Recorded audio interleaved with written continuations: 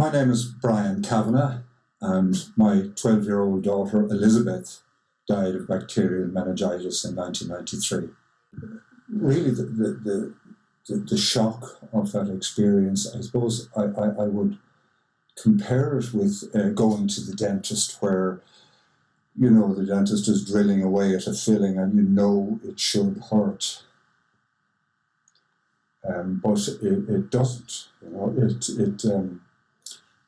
It's just, I suppose nature provides us with a sort of anesthetic, I think, to cope with the suddenness of this shock. And it would have been 6 months, I would say, before that anesthetic started to wear off, and I suppose the full realization of what had happened and the feelings that belonged to that, became stronger. As a parent, I suppose there's a responsibility. Rosemary and I had to look after Elizabeth and our other children and clothe them and feed them and protect them. And basically, we screwed up. And that was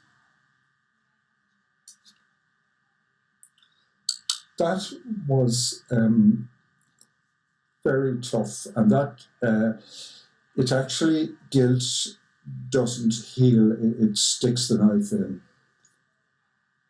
further, and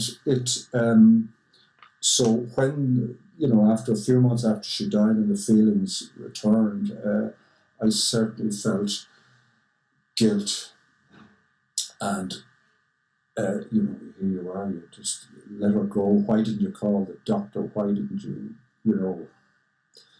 realize how serious her health situation was? And that was very, very painful, and it doesn't get you anywhere. It just cuts deeper. But I know then, just soon after that, I realised that we all did that from the day she was born to the day she died. We loved her and would have done everything. And look, if I knew the numbers for next Saturday's lottery, I'd go out and buy a ticket now. I mean, hindsight is wonderful. And of course, if we knew what we do now, I mean, again, that's something the Meningitis Research Foundation have done, to make sure as much as possible that every parent and teacher or guardian knows the symptoms of meningitis. We weren't that aware of them at the time, and that now that information is out there. So, but really, just getting back to what I was saying, just not knowing something, hindsight is wonderful. And of course, and as soon as I accepted that, look, of course we'd have done everything we could for you, then that guilt just evaporated.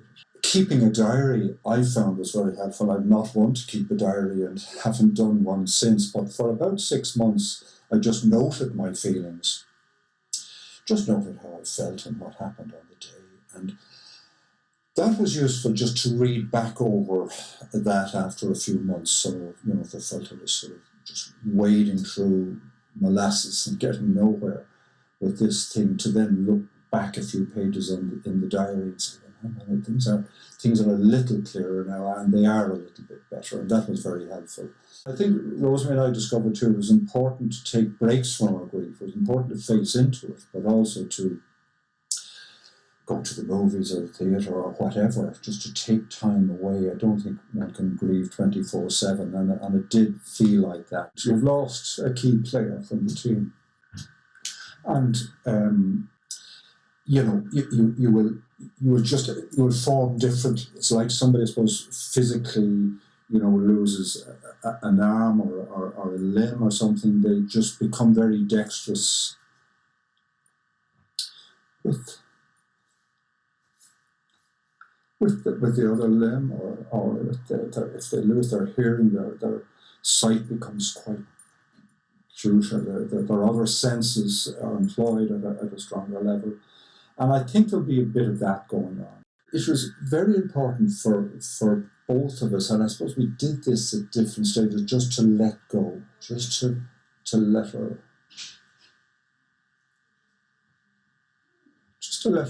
go, because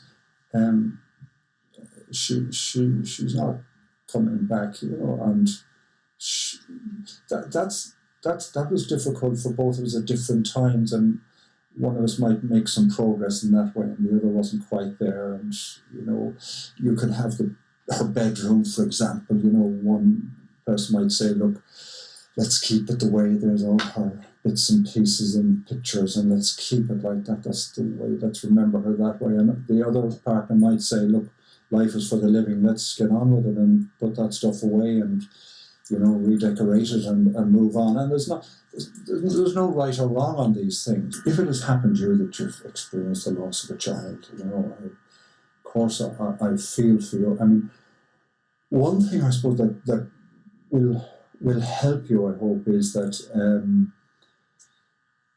your feelings, the awful pain you're going through, is a natural response.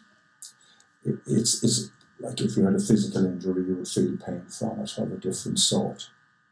It's the same thing. So, you're not going crazy. You're not behaving in an irrational way. In fact, being irrational is probably a very good response. So, you may be even numbed by the feeling. You may find yourself very angry, or you may find yourself having difficulty to express what happened.